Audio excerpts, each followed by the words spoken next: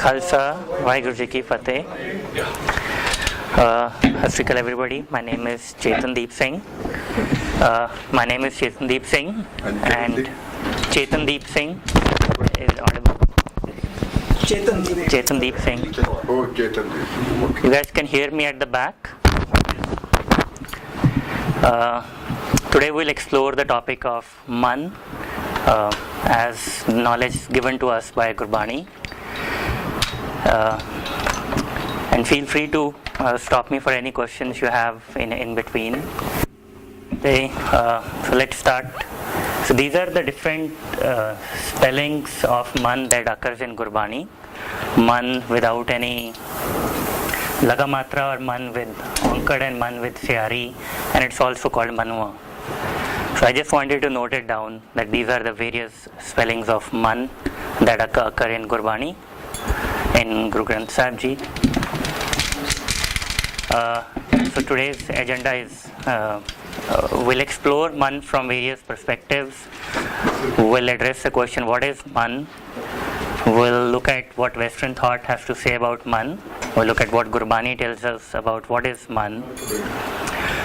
We'll look at some creations of Mann, some mental models based on Gurbani, some examples or metaphors that Gurbani has used for Mann, and then we'll look at a practical guide on what can we take home, or how can we inculcate this all knowledge given to us by Gurbani in our daily life.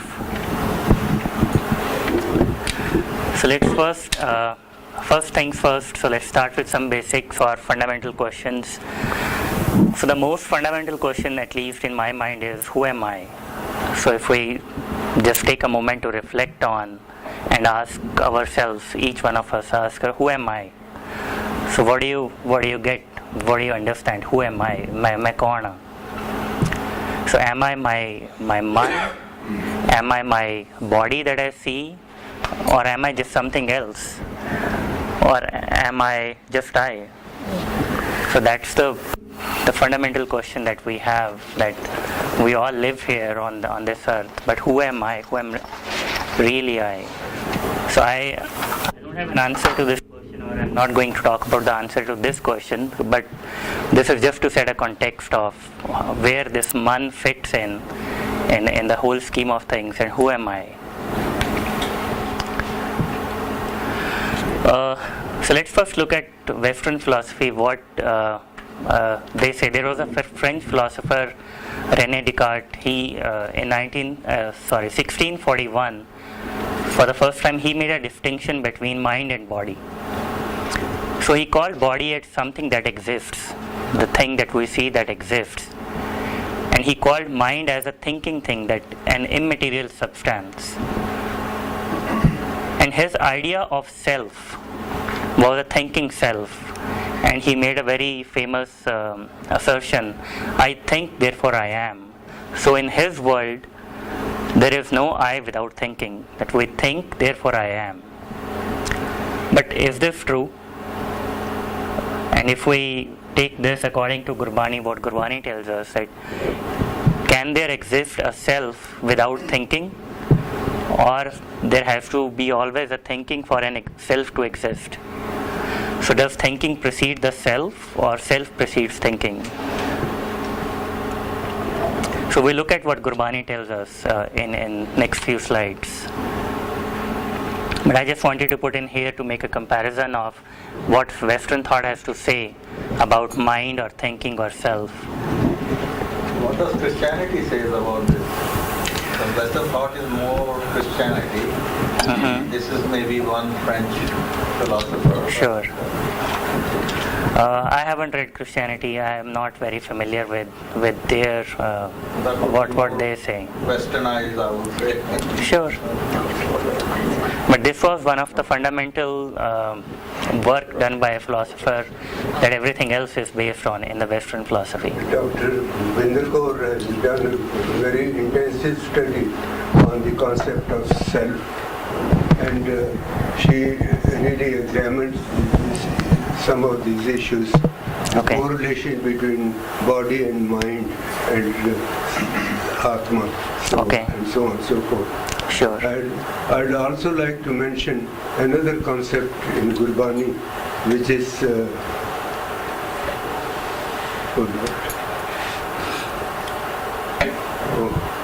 sorry, forgetting what I wanted to say. It's okay. Sure. So, but then what is Mann, right? So, is it our brain that with which we think, or is it our heart? Some philosophies says that the Mann stays in the heart. So, is it heart or is it mind? But if it is mind, if we translate it as mind, then what is mind? So, in my opinion, the closest translation of the word Mann is mind, but it's in a very broad sense, as we'll see in the slide further. Actually, mind is invisible. It's a bundle of thoughts. Sure. What we think, that is mind. Right. It's not to be seen. Right. I think most of the time, mind does seem to be close to mind, but some places it seems to be closer to soul also in Gurbani. The context. Sure. So let's explore further what Gurbani tells us about Mann. There are many Shabads that Gurbani talks about Mann, and this was one that I picked up. इस मन को रूप न रेख्या काई हुक्मे होया हुक्म बूझ समाई. So if we go through the complete Shabad, it's a very beautiful Shabad, and it says Mann has no shape or form or size or dimension. As you said, Mann is immaterial or invisible. So it has no shape or form. And Like soul. Soul also has no shape and form. Sure. It's invisible. And this Shabad further tells us, if we go through this Shabad in completeness, this tells us Mann is born through or with attachment, with moh or dubida. Like when the mind has this dubida, the Mann is born. When it has this moh. And Mann's existence is dependent on param, on illusion of independent existence. That when the Mann thinks that yes, I am, that I exist, and the Mann is born, and its whole dependence, his whole existence of Mann is dependent on this param or illusion. Exist upon what? On this illusion of or param. And in Another concept in Gurbani, that is Unman. Are you covering that aspect? what do you mean by Unman? No, I can only quote the Gurbani lines where Unman mentions. Sure. Very commonly mentioned in Shabads of Vichaar and Ram. Maybe not in the exact same word, but Sometimes it seems to refer to an elevated state of mind. Unman Manua Sun Samana Dubda Durmat Bhagi. The Right. highest stage of the mind. so we'll talk about that. Sorry? We'll talk about that. You'll talk about Right. Okay, thank you. So in this illusion state, Mann, Gurbani tells us that Mann is sleeping, or it's unconscious, or it's oblivious to the reality of one. Excuse me. You started with this and then you came to mind. Can you sort of differentiate between two? Which is bigger, which is smaller? Is mind a part of self, or is self a part of mind? So we'll explore that in the next slide when we go to the mental models. But the focus will focus today on Mann itself and not self. But we'll have a slide where we'll explore self and Mann. So this Shabad further tells us that Mann's innate nature or Mann Subhao is non-attachment or Bairagi. And as Gurbani tells us time and again, Man to Jot Sarup hai apna mool pachan. So Mann is essentially Jot Sarup. So the previous slide talked about all illusion and birth. Right, and mind. right. So there's two aspects to mind. There are two aspects to mind. And what Mann has to do basically, right, and what are we all asked to do is to realize itself, apna mool pachan. So that's the task in front of the Mann that we have.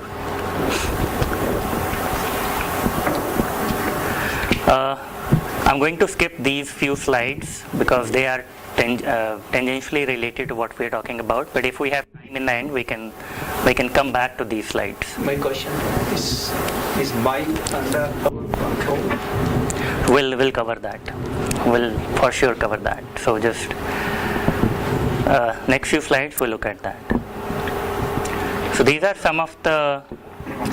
So this is a mental model that I came up with based on Gurbani. So we have this self, as you asked the question, that we have, or we call it I, or the mool basically.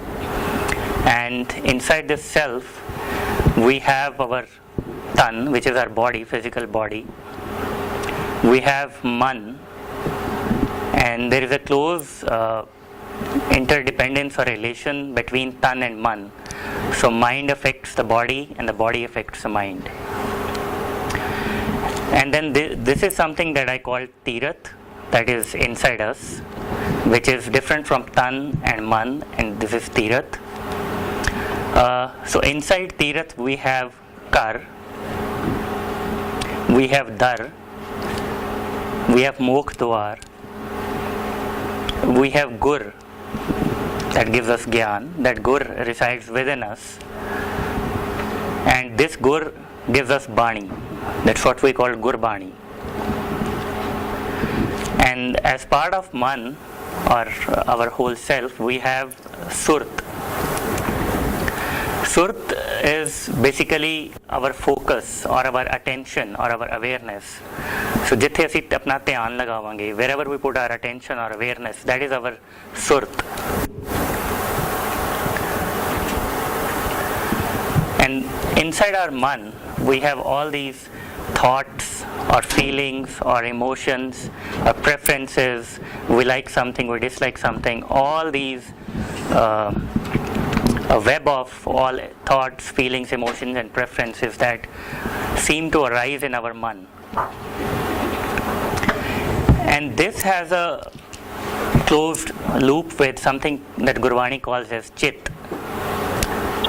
And chit is basically a writer or a data store or a subconscious store of deep impressions that sometimes we call Chitragupat, which is invisible, and this gives rise to all the thoughts, emotions, and it takes a feedback from all the thoughts and emotions that arise within us, and it keeps writing the lekha that Gurbani tells us. This Chitragupat writes lekha all the time, and by writing this lekha, what we form is something that Gurbani calls mat. And this mat is our understanding, right? So how we understand the world, how we view the world, our mental models of the world, this is our intellectual understanding that arises, and this all happens with thoughts, feelings, preferences, and the chit helps write this lekha into our mat, and our mat is formed. And we keep going through this process, and what arises out of mat is something called buddh or buddhi. And this buddh is basically a knowing, a direct experience of how we understand the world at a deepest level. That we know this, we have a knowing. So now let's see how this plays in two different aspects.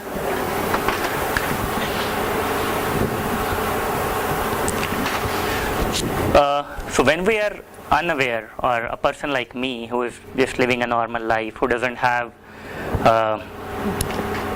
gyan, or just like a regular person, so in this state, my man is what Gurbani calls a sthul man. A sthul man means the size of the man is huge. It's Vichaar. So what happens in this case is that Surt is focused on outward attention, like towards bodily needs, towards outside. And through this whole process of thoughts, feelings, emotions, the lekha that I write and what arises out of that lekha is durmat, like that Gurbani calls durmat. And this durmat gives rise to something called aham buddh, that yes, I exist, that everything around me is me, that I. That whole thing is centered around I. So that's what is a Sthul Man. But what happens is that as I do seva of my gur that resides inside me, as Gurbani tells us to do, gur ki seva safal hai, apne gur di seva karo. So as I do seva of the gur that exists inside me, the gur tells me Bani, and my surt is focused towards my kar, and instead of outwards toward my bodily needs, the surt travels inside of my kar. So what happens is the size of the man reduces from a sthul man. That man takes the shape of kadya man, that Gurbani calls tithe kadiye, surt, mat, man, buddh. So in this state, what happens is that the chit stops writing the lekha, and chit writes what Gurbani tells us, naam. The chit starts writing naam, and the mat that is formed is called gurmat. The gurmat starts forming inside, and that when we keep doing this seva, we keep. Can I ask you a question? How do you do seva? So Gurbani tells us on how to do seva. Gurbani tells us in Japji Sahib, hukam, right? Kiv sachiara huiye, kiv kude tutte paal, hukam rajai chalana. Gurbani tells us, jo tud pave sai palikar, tu sada salamat nirankar. Is any of that seva? That is the only seva. That's only seva? That is the only seva that Gurbani tells us to do. Seva literally means service. Service of the Guru, the Guru inside. I mean, There are two different things you're talking about. There's the external seva that we usually call seva. There's Gur seva, which is the internal Guru seva, which is what he's referring to. The outer. Confuse the two, otherwise we'll get Okay, I know there's confusion. But the reality is seva simply means service. And you need somebody to receive the service. Right? And so what are you talking of, some kind of metaphorical seva? Right? I mean, if a person is sitting there and meditating or bhakti kar raha hai, is he doing any kind of seva in there? वो अपनी सेवा आप कर रहे हैं. He is doing his own service. He is focusing his surt inside and trying to connect to the Guru inside. No, you can meditate on the, forget your own self in that moment. And you can meditate on something much bigger, the universe. So I think VG the very similar point है कि it depends कि तुम सेवा अपनी कर रहे हो कि अपने गुरु दी कर रहे हो. जब तुम अपनी कर रहे हो तो then the selfishness. जब तुम अपने गुरु दी कर रहे हो, that is the true seva. Then you might see the dwar or and you can go to your car. Well, also is use the term guru in a very different way. To me, guru means a guru. To you, good means what? Guru means guru. Yeah, then right now within. Everything is within. The Gurbani tells us No, that, I Guru have is no within us problem with also. that. I have no problem with that. But you know what I generally I have a problem is that the figure that you're pointing out or the model that you're building, is that your own model or is it? Yes. There's an issue of seeing its implications. Sure, it could be completely wrong. I'm not saying that this is the only model. This is what I have understood from Gurbani, and I've tried to translate into some form that we can understand, that can give us some framework or a structure. I mean, this could be completely wrong. I'm not denying that. Then what is Tirath? Tirath is something that is, the Gurbani tells us, Atam Tirath Kare Nivas, right? Like go inside you and Atam Tirath Kare Nivas. Go, your man goes and does Nivas at your Tirath inside. Tirath naam hai. Right.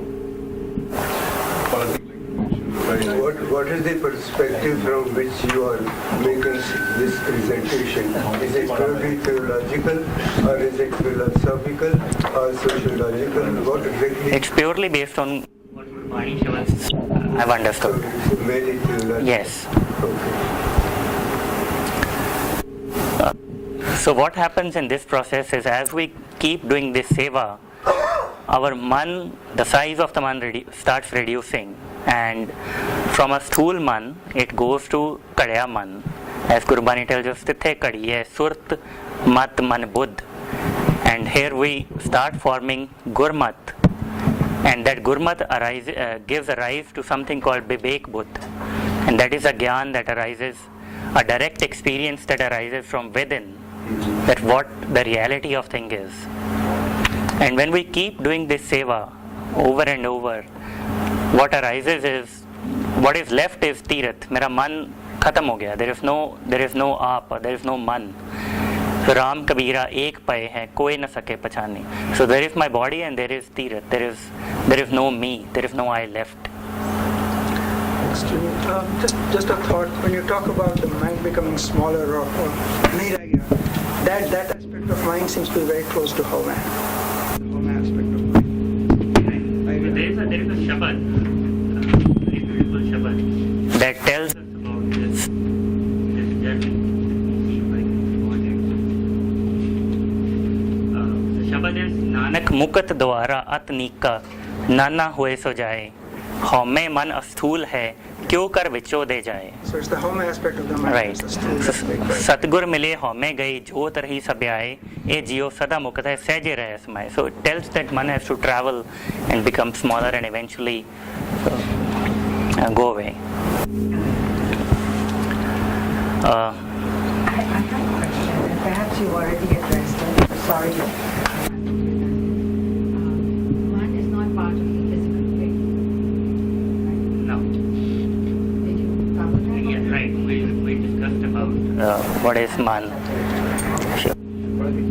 About seva, like we're talking about. So you get the external seva, then you get the internal. Right. So and you focusing going inward, right? Sure. What is Babaji telling us? Where do you need to put your thought in? And how do you contemplate on that so that you can kind of keep going further with a deep focus and concentration of mind? Like, so you can keep going down. Right. Oh, and then it's down to take Malik that there we have to work on so that we can get wherever he wants us to go. Because it's easy to say somewhere another. Right. So are you saying ki jehdi andarli like seva, how to do it? Is that what you're asking?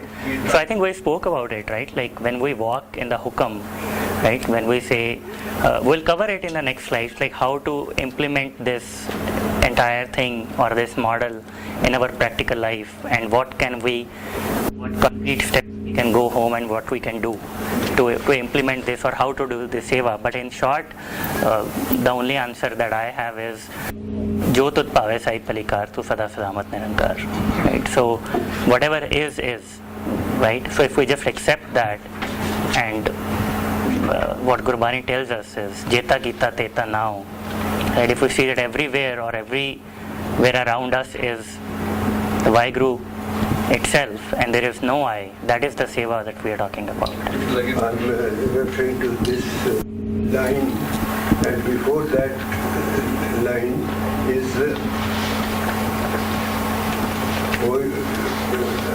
Jai Chade Singhasan. Right. Something after that. Sorry, my memory is some. I get struck up. But that is a purely mystical approach, not theological.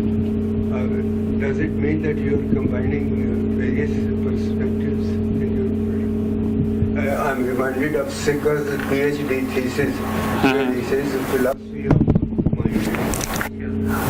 That was the topic of his research, and he got his PhD on that. And my question is mind the proper translation of Mann? So we spoke about that, right? So the closest translation that we can do is mind, but not mind as just something that is brain or thought, but as if we look at this model here, right? So Man basically consists of this whole thing that has Chit, Mat, Buddh, and then all the thoughts and emotions, feelings. So this whole thing together is called Man. If I can comment in answering to his question of how do we actually get there or make spiritual progress, I think the answer is I think you got to get to that, but like quantum physics, you can have all the models, and you have this model, which is your drive from Babaji's Vani. What if there is no model and we just say it like this, Hukam, Malik, we don't know anything because in complexity people are not educated. Would they not reach to Malik? I think they will. But So this model is just a way of trying to understand and make sense for ourselves, we right? need to understand or not. What if we just say let it be whatever it is, Malik? We don't know anything. But we have Gurbani that we want to read and understand, right? And this is what Gurbani directly gives us, right? How do you translate Japji Sahib, right? How do you can read Japji Sahib every day, but I think the real change would occur when you understand what the message is, right? You can listen to the Guru every day, but the message is to listen to the Guru, to read Gurbani, to understand and then go implement in our lives. So I think that's what we are trying to do here. Okay, इस मन को समझाए रे मन आलस क्या करे गुरमुख नाम ते so I believe in the end everything leads to now. Right. Sorry, Which is also abstract. yes. how does the mind work? How do thoughts arise? And who gives energy to the thoughts? Is it purely biological processes, or is there some upper source, let's say Vaihu or God or whatever, which is linked with the mind, which gives sometimes their original thoughts, which did not exist anywhere in this world, like Einstein got the insight. How do you get the insight? Who gives those thoughts and what is the source of that real power of the mind? So as we explored this model, right? So as per my understanding, inside one we have something called Chit, right? So Chit is a data store or a subconscious state of sanskar, a deep impression. Sanskar, right? So, I mean, let's say a baby is born. I don't know if they have thoughts or not. We call them that babies are in their pure natural state. But as they get conditioned by us, they start forming their impressions of. I'm not even sure the babies have a sense of their body, right? In the sense, this is where my body ends or this is where my body I starts. don't. Not initially, they don't. Right?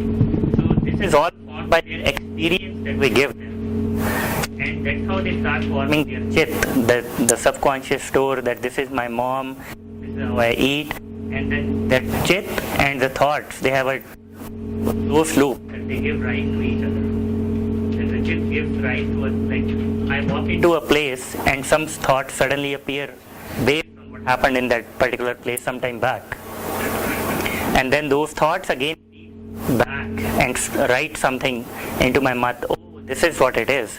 That's what I'm writing into my mat and forming my understanding.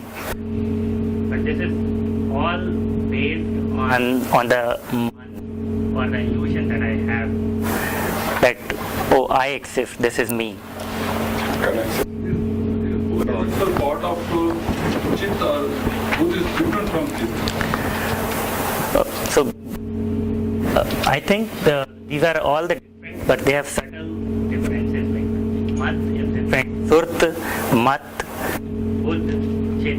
They're all different sort of entities. And they're also overlapping a lot in the You know, conclusion. yes. We cannot like linearly or just define them. Oh, this is it.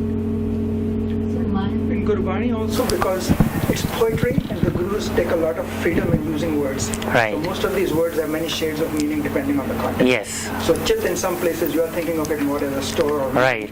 but in many places just your thoughts, the way it's Right.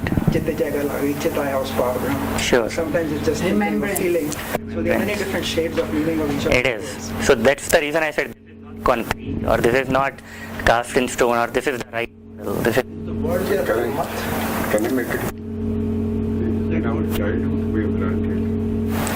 Put the chit to the core.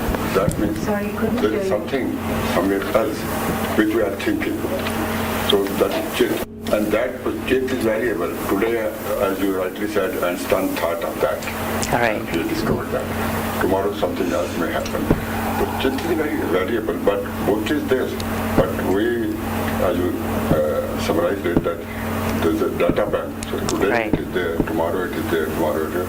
Our this Chit is also variable, but it is Sure. not with both these means I am, my body, but Chit is somewhere else. It's We are- very dynamic. We are concentrating, Right. applying our mind and taking action on that. Sure. So does the Mann, it seems to me that the Mann is not perished with the body, because it's carrying the impression of this lifetime, it travels with us. I'm not sure that this is our Mann and it has a stone. And does it carry? Because the impressions are carried, right? Because based on the impressions of this lifetime, which are the memories or whatever you have thought or spoken or done, they all leave the impressions, right? And they have, the lekha is based on those, right? That's the hukam, that's the law. So that means that, just thinking aloud, that means that when the soul leaves the body, then some aspect of the mind or the impressions in the mind go along, right? Because the soul is pure light. And the mind is the one that could be pure or could be polluted. On the one hand, the Guru says, कि Kalaa Shah Mann, right?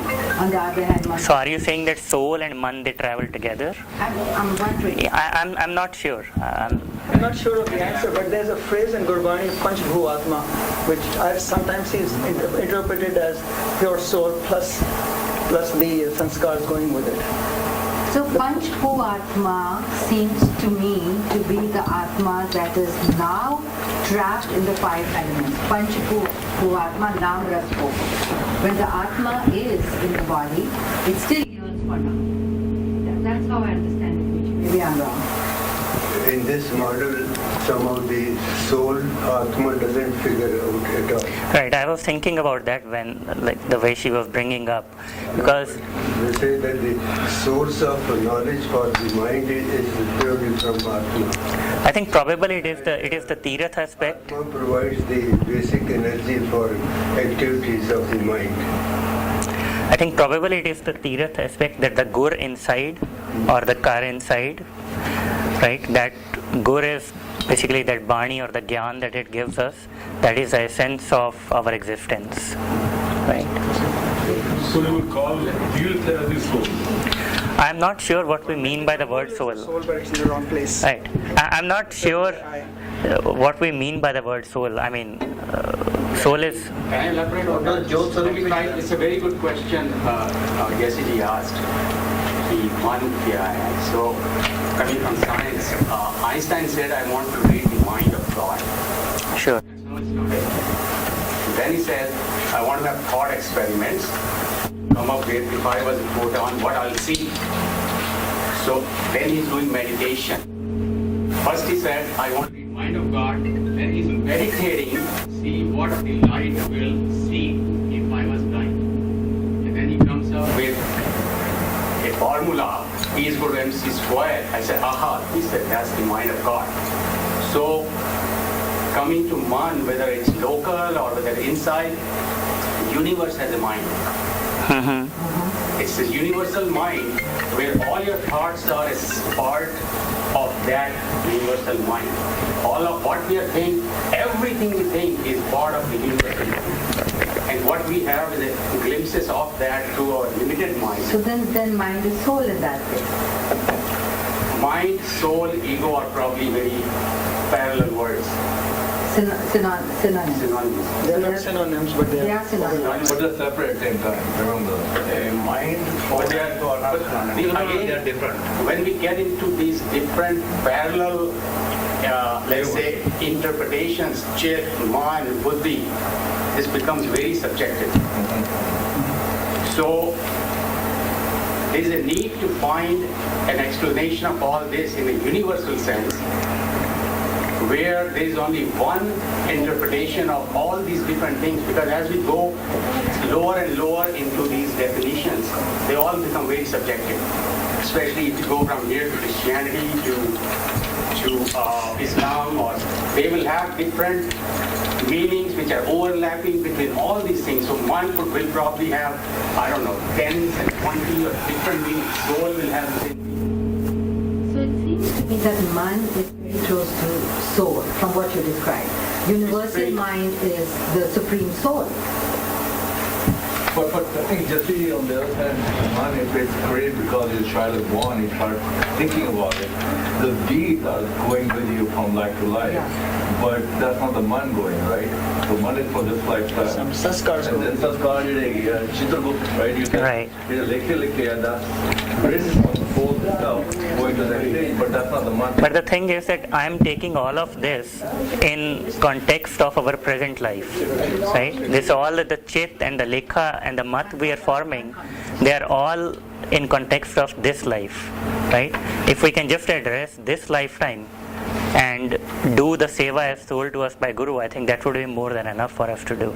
But then if you do past life regression or future life, then you see that soul, what Jesse is saying, the spirit do continue. So continuous multi-stage, multi-phase. It's possible. I'm not sure on that, but I want to answer or address that Jesse ji, and I'm not sure your name. Avtar. That man is very similar to soul, or is probably the soul. I'm not sure, first of all, like what the soul is. I think what we refer to soul as something Jyot Swarup, like the Jyot itself, the pure, right? Mann is Jyot Swarup. But the man, what I think we covered in the previous slides, that man is basically param. There is nothing called, man doesn't have its own existence. Right? The man takes form or takes existence only due to an illusion that I am. So man is very dependent on the I. But then how do you explain Mann to Jyot Swarup? That's the bigger Because one. that's being addressed to man, saying that you are nothing, that what you understand that you are. It's like, let's take an example of an ocean, right? There is an ocean. That ocean is what all it is, but then there are waves in the ocean. And that waves is something that we have understood to be our man. That when there is a wave in the ocean, that wave understands that I am. But in a sense, it's all the ocean. There is no separate existence of the wave. Right? All the waves in the ocean, they think that, oh, I am, that's the man that I called. Ocean, the wave in the ocean is a man. Now wave is Jyot Swarup because it is an ocean, but it seems to have an independent existence. Benji, you were saying something. This is This only thing I said is we are trying to take all this information to Gurdwara Sahib. Gurdwara Sahib is very mystic. It's beyond human Understanding. perception. You have to just keep all your life, just keep all of your life, try to understand it. Sure, And then try to apply it. But it's just very, very mystic, very mystic. When Guru said and all the public said, you have to be very good, no matter how deep you go, you still will not understand. right, that's probably true. So I'm going to just add something to that, as somebody said before also, that it's very poetic in the form. So I believe that not just Guru Granth Sahib, but if you read any poem of any poet, what the poet was thinking at that particular instant to get it today will be very hard. But that should not avoid us from perceiving what they said. So I feel the same way when we read Guru Granth Sahib, that yes, what Guru Nanak said at that point, or what Bhagat Kabir said at that particular point, obviously we would not know it today because we don't know the context when they wrote it. We don't know a whole lot of things that were going on. But that should not avoid us. That brings me to another aspect, that maybe to understand more, we should read about the history too. What was the context going on at that particular point that the Guru Sahib had to write this? Or what's the relationship between those two? So we can understand that today and then apply it. The best way to do in my own practice is Dr. Sahib said. Well, yeah, that's a very... And you have to spend, I spent 20 years reading the whole 20 years. I'm still lost. And I started again in 2007. May I tell you? 10 years I'm still lost. Sure. Mind and soul both are not the same. Mind is dependent on soul. Soul is unseen spiritual power, prana. Without soul, we cannot exist. Whereas mind is different. It's a bundle of thoughts, I already said. Right. Body has got shape and form. Whereas spirit or soul doesn't have any shape and form. It's only spiritual energy through which prana hai, so we are walking. The heart is beating non-stopping, that is because of that soul, Sure. energy which exists. Sure. So you need a pacer to put it. This mind is different. Mind is also part of, without soul, mind cannot exist. The soul is, Sure, definitely. These are all great comments and thoughts, and we could go on forever. But I think we want to also hear more what Chetandeep said on this. I think Uncle has a question. One last, yeah.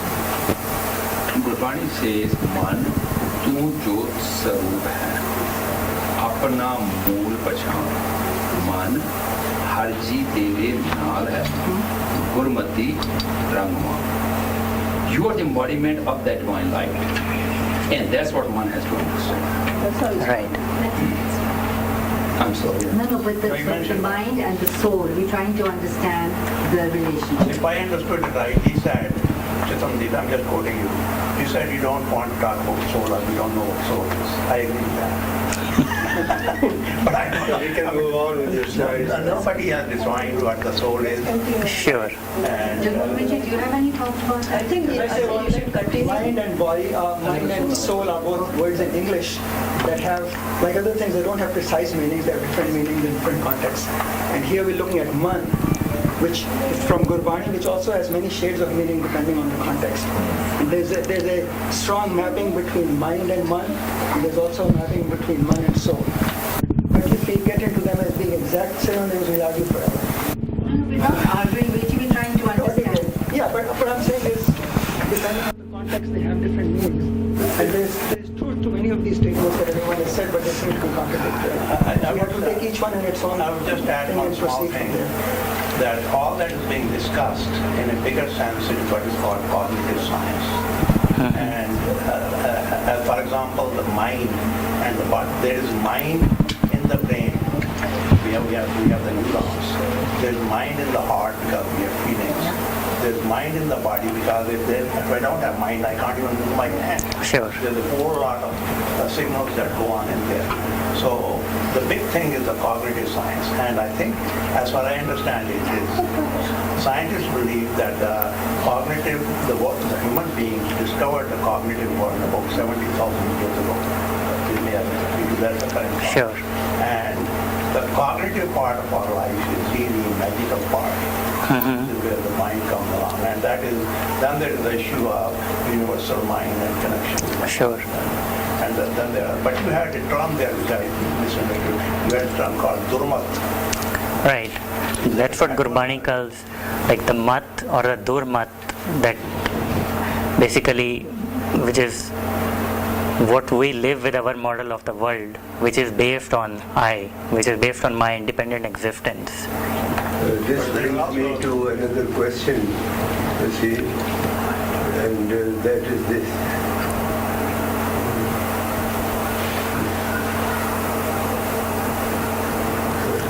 I'm sorry. No worries. But I thought Durmat was not a good word. Right.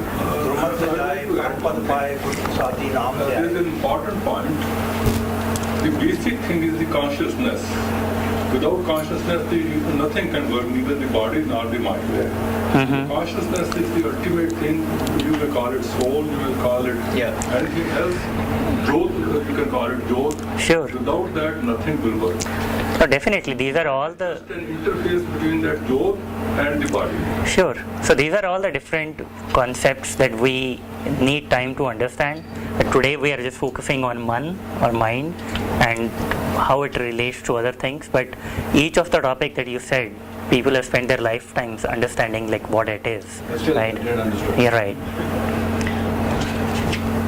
Just couple of more things I will just tell you on this. What Kabir ji says is, Eman Sakti, Eman Siyo, Eman Panch Tat Ko Jiyo. जो ले Eman उनमें न रहे तो तीन लोग की बातें करें. So Man is in between. Okay? Being a God, being Vaheguru, embodiment of Vaheguru, और आप इन्हें पोक के पसमड़ पौड़ से दाया बड़ा हुआ दुनीदार गल संगल का चला. Is that so he can be on each side.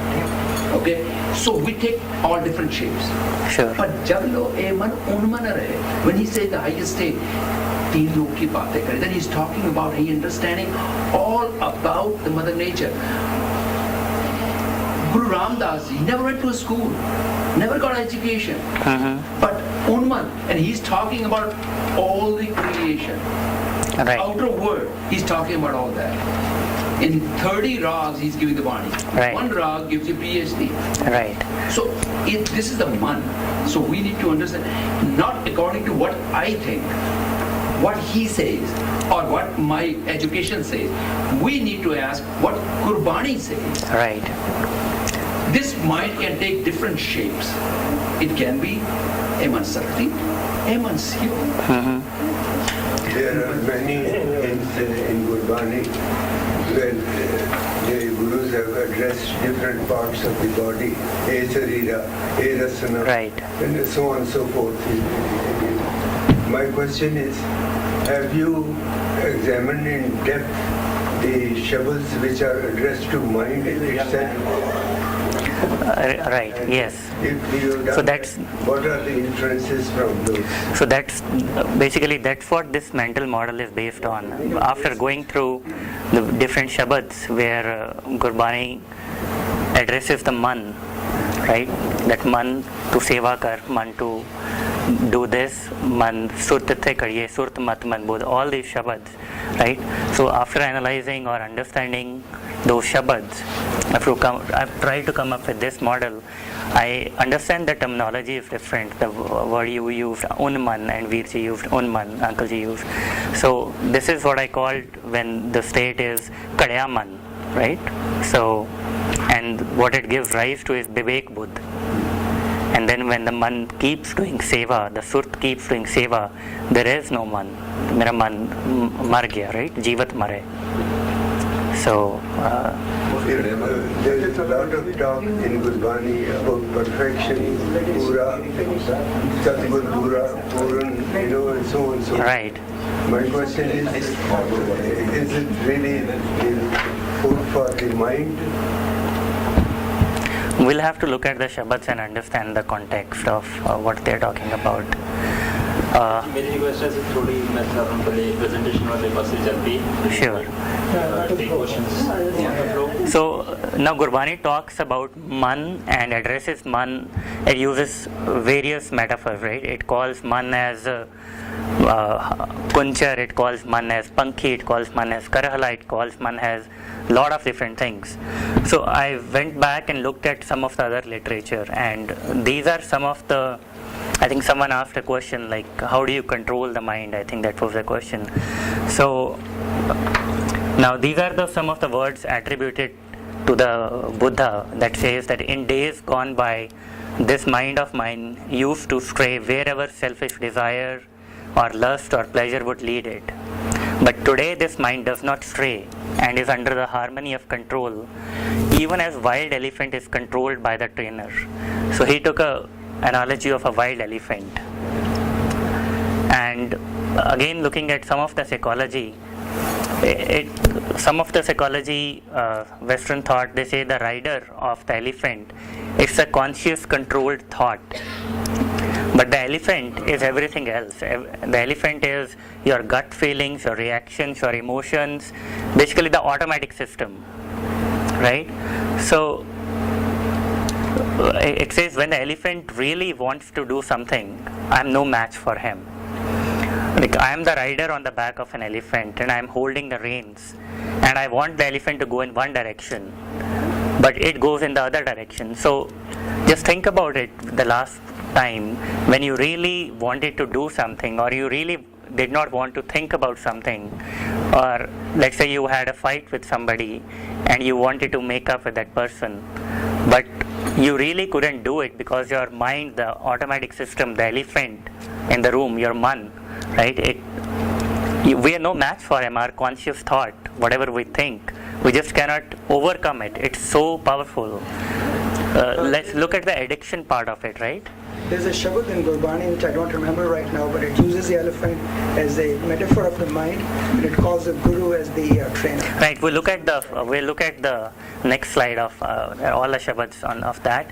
But the thing is, like, even if we look at the addiction part, right? The people who are addicted, they don't want to do that, right? If in their normal state, but their elephant system, their automatic system is so powerful that there's simply no match for our Mann. But ultimately some of them are the same. Right. Some of the addiction, So, and this is when we look at the comparison, the Gurbani tells us, right? I just picked up some of the metaphors where Gurbani calls Mann as kunchar or hathi, right? It calls Mann kunchar kaya udyanay, gur ankas sach shabad nisanay, right? And then Kabir kaya kachli ban paya, man kunchar my month. Ankas gyan ratan hai. Ankas is something that is used to control the elephant. And the Gurbani tells us very clearly here, Man kunchar, Pilak guru, Gyan kunda. So, Jai khinche te jaye. So, Gurbani tells us that the Gyan is the kunda. Wherever the Gyan will take, that's how I can tame this mind elephant. It's equated to guru, Gyan, guru the gate. Right. So, only that Gyan can basically tame this elephant and nothing else. So, Gyan as Kunda or Ankas, or controlling or giving direction to the mind, and that is the only thing that can tame our mind or Mann. And in the Asaivar we read, Kumbhe Badda Jal Rahe, Jalbin Kumbh na hoye, Gyan ka Badda Man Rahe, Gurbin Gyan na hoye. But the point that I want to drive home is like what Gyan, right, we are talking about. And if we look at the mental model in the previous slides, so this Vivek Bodh, right, that arises out of doing this seva and writing this, having this Gurmat, that the Vivek Bodh that arises, that is a Gyan, the Sahaj Gyan Mat Jage, right? That is a Gyan that comes from inside. That after we take our Surat inside and do the Guru Seva, that's the Gyan that comes out, and that is the Gyan that can control or tame this wild elephant. It creates awakening. I'm sorry? It creates awakening, Right. The Gyan. Or I would like to use the word realization, self-realization. So, based on all the mental model that I presented or what we saw, I wanted to have a practical guide that we can take home and see how we can implement this in our daily lives. So, the question before the practical guide is like, is this something that we can forcibly grow or forcibly achieve?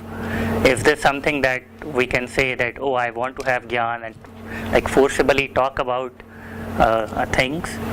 But Gurbani tells us that we can have conditions for the plant to grow. We can create some conditions, right? It tells us, Man hali kirsani karni, saram pani tan khet, naam beej santokh suhaga rakh gribi ves. And it tells us, it's a very long Shabad, it tells us that you do this, and the plant or the Gyan will automatically grow. That Sahaj Gyan or Vivek Bodh, it will arise. You do the seva and it will arise. And the way to do that, Gurbani tells us time and again, is that apne man nu khojo. Is man ko koi khojo pai, tan chute man kahan samai. Vin kaya je hor thay tan khoj de se mude betale. So it tells us ki apne man nu khojo. Right? Andar khoje tat lai paye mokh dwar. So the question now becomes is like, how do we do man khoj? Guru is asking us to do the man khojo, and you will realize man tu jot sarup hai. But then how to do man khoj? The first part of that line is answering that Gur sabad kare vichar. Exactly, right? Khoje tat lahe Paye mokh dwar. The answer is right there. Right. So these are some of the things that I came up with, how to do man khoj in my daily life, right? So these are not some final verdicts. We can add, subtract from it. Previous slide है ना जिसमें 3-4 है, उसको थोड़ा translate कीजिए English में. So I think after going through all of these shabads and understanding it, right, I came up with some of the bullet points on what's the essence of what these shabads are telling us. So the first, as I understand, is antarmukhi, being antarmukhi, going inwards, less concerned about others or what others are thinking of me, but more about what's going on inside me at this moment, right? We're sitting here, what's going on in me? Am I really listening? Am I really sitting here, or I'm thinking about I'm stressing about some other problem? Going inside me, looking at my mind, basically, looking at my man, that where is my man right now? What is it doing? And just checking it. In Siddh Ghosh, after para 60, there's a lot of discussion on mind, its nature and its abode. And I think Guru Nanak Dev Ji's reply to the questions was that the mind is in the heart. I'm not very sure whether my recollection is right. I'm just saying on memory. So some people have called it man is in heart, some have called it is brain. So that's why we looked at how, like, what man is, right, as a separate entity. That's what we looked at. And then, like, when we're looking at our man, so these are not all the separate steps, but it's just one thing, but divided into different. So second is like surt, right? My surt has to do seva of the guru, but where is my surt? Where is my attention, or where is my awareness to my mind's working? What am I thinking at this moment? Where did my mind drift? I was just sitting here and the automatic system just took control of it. And then there is this beautiful shabad, Pankhi birk sohavada sach chugay gur paaye. Right? And the shabad goes, it's a very beautiful shabad that tells ki, the metaphor is that my man is my pankhi, and pankhi just flies, keep flying, right? So, and this shabad is telling us ki, sach chuge gur paaye, ki cultivating the inner silence or giving myself quiet time to stop the bird from flying. And the next is a big one that we read every single day. Jo tud paave Sahib palikar, tu sada salamat nirankar. Like by stop worrying or anxious, or by dropping the ball of responsibility. That whatever happens, it happens. Tu karta karna main nahi, right? So You said something about responsibility. right. So You want people to be responsible. So what I'm saying is that none of us are responsible for anything. Whatever is happening, jo tud paave Sahib palikar. Whatever is happening is happening. There's another line Gurdwara says that is a long one. Sachta par janiye jante sacha hoye.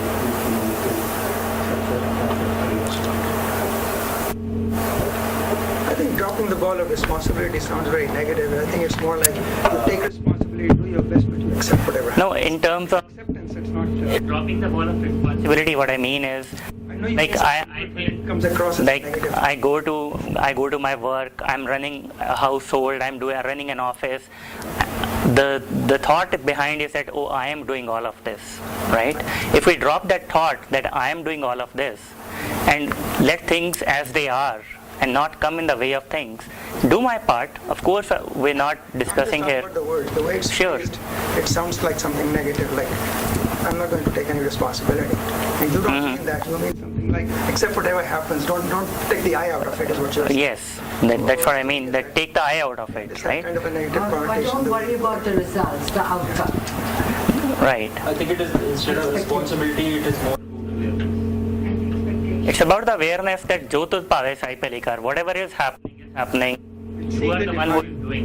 Like tu karta karna main nahi. I'm not the karta of things. It also means that tomorrow when I'm not there, the world will still go on. Right. That's what it is.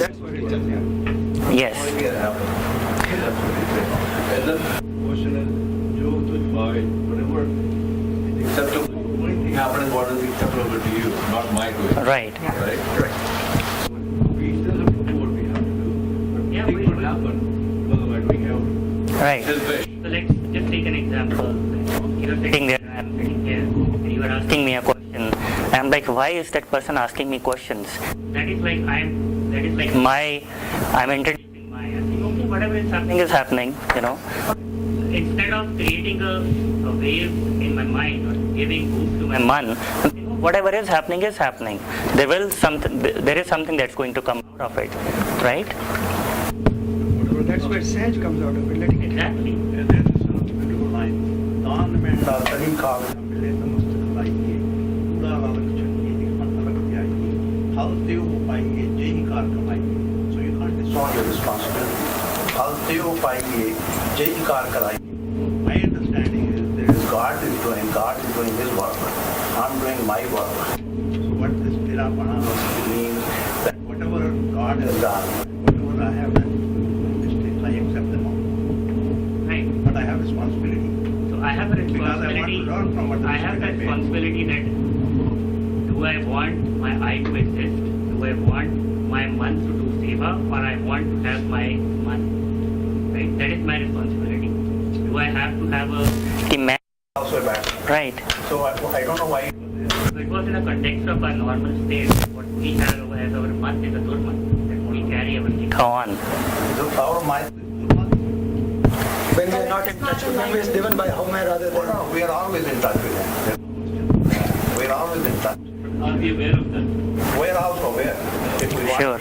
So the bigger thing is that we have Durmat because we have Homer, we have Kam, Krodh, Lobh, Moh, Ahankar, and we have all of that, and we have to somewhat control it. Sure. That I thought was Durmat. And I think Guru also says you need merit for the Durmat to go away. Jishnu lai lai so lagi, Gyan Tangan Tarkas Jagi, Durmat Jai. Right. So none of this can happen without Guru's Kripa, of course. Like that's a given, right? None of this can happen without Gur Prasad. No, but you have to seek the grace. You can't. Right.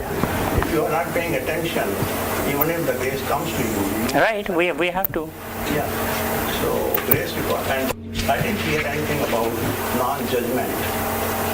Is that not an important thing in daily conduct? Let's talk about that. I think Uncle Ji has a question. So people are asking whether it's our responsibility or not, or whether what we do and not worry for the result. But that's how the law works. Hukum is the universal law. Let's say this gravity. Now, if you don't walk straight, you're going to fall. But gravity does not decide that you're going to fall. Right. So the law is that once you are aligned with the law and you understand it, which is the Gyan, Sure. once you are aligned with it, then now you know what actions to do or not to do. Because I have to walk straight if I don't want to fall, because I know the law of gravity. Right. Same way hukum is there, which if you did this, so you have choice to pick what action you do, but the hukum will decide what the outcome will be. Right. And those actions could be aligned with Hukam or out of Hukam. Right. So that's our responsibility. Nothing is out of hukum.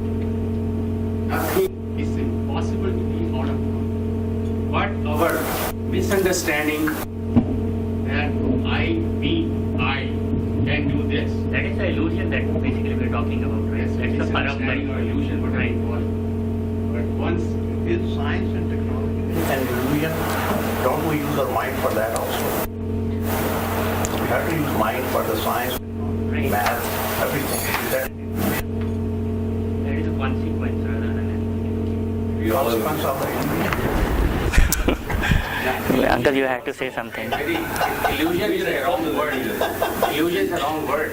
You use your brain for the research, etc., not the mind. Now there's Uncle had to say something. there's something called relative reality, which is temporal reality. It means whatever is changing in time and space. You can call it illusion because time is changing everything, every moment, everything is changing. Right. So whatever you are are grasping now in time is changing in time. So you can call, so our masters have told that's illusion because it's going to change. What is true today is not going to be true 100 years from now. Sure. So you can call it illusion or you can call it a temporal reality that changes with time. So, right. That's a param, right? That's param. Right. So param, illusion, is actually a word for what's changing in time. So, which is not permanent. Yeah. And Gurbani tells us there is only one thing that's permanent. So Surti is you transcend time.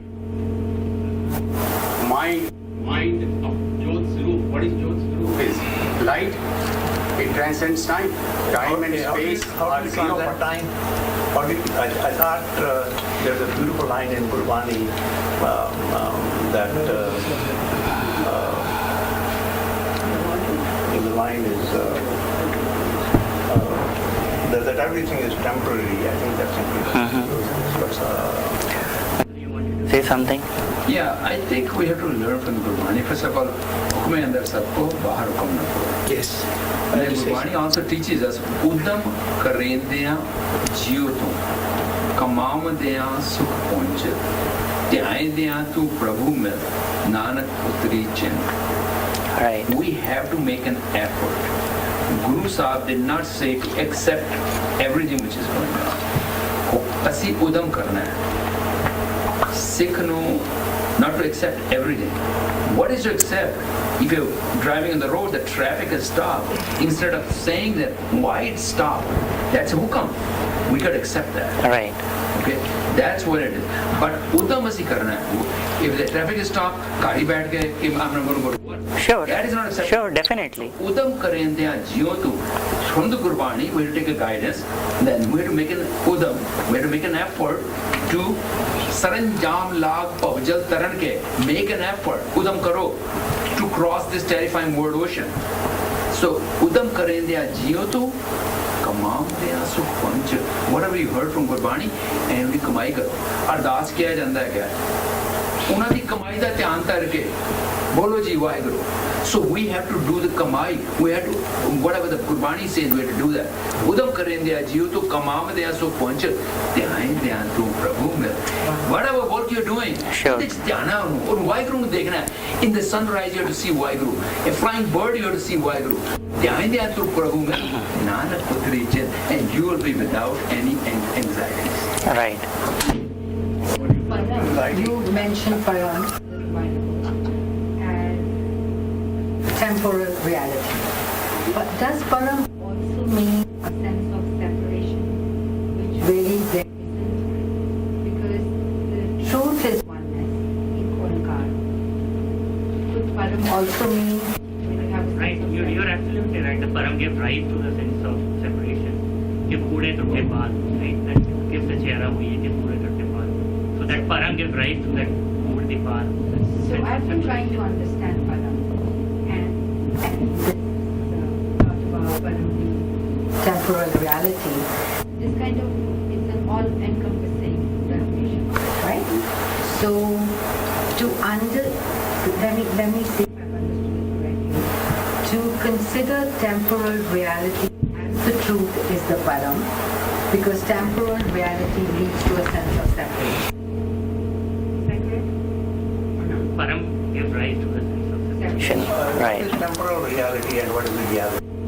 So let's go through this list, and then I think this is the last slide I have. Left, I think we should just Yeah, this is the last. Next is the last slide. So let's just go through this. So the next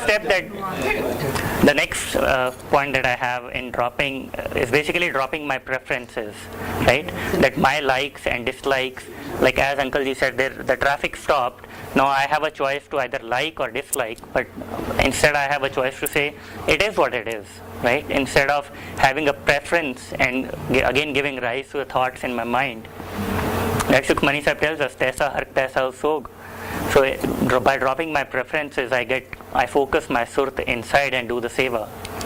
And the last step that I have is Karo Benanti Suno Mere Mitta San Tehel Ki Bela. So doing the ardas inside me, to my own inner self, basically setting an intention or asking for that Gur Prasad to my inner Gur, saying, मेरे ते कृपा करो, good prasad, right? So give me that soul. And so next is just a kind of a model that it will play by its own, but as it goes on, I want you to think of what comes to your mind after looking at this, and if you want to share anything out of it.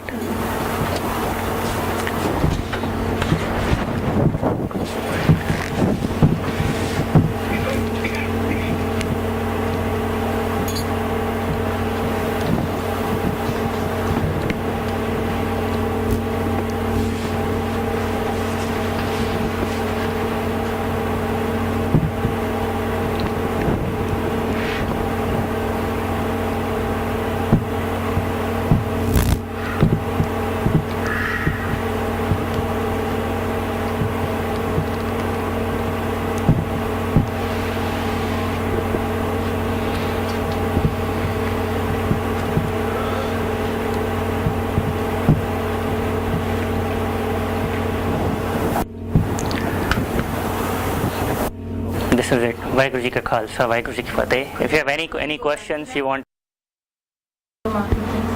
Sure.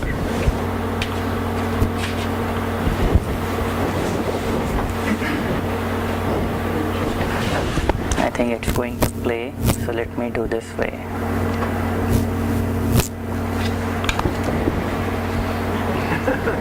Are you kidding? We had enough.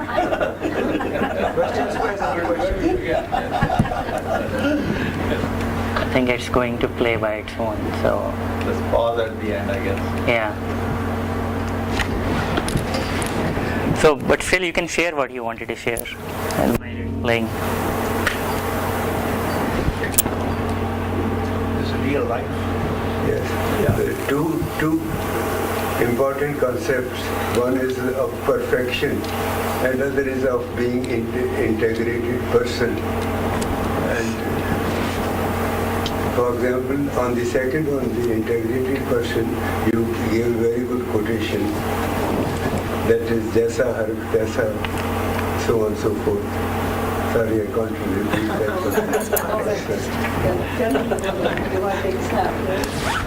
I have to go from memory. Now, let me do this quickly. This basically tells you about all the things that drive us on a day-to-day basis, and what we have to learn is to transcend them, to focus on that mood, and not be tossed around by them, deal with them, but not be tossed around with them and accept the results. Right.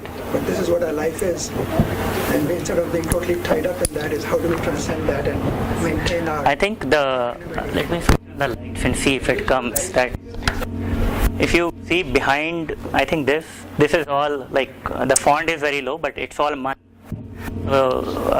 This is the mool, and this is in the domain of Mann.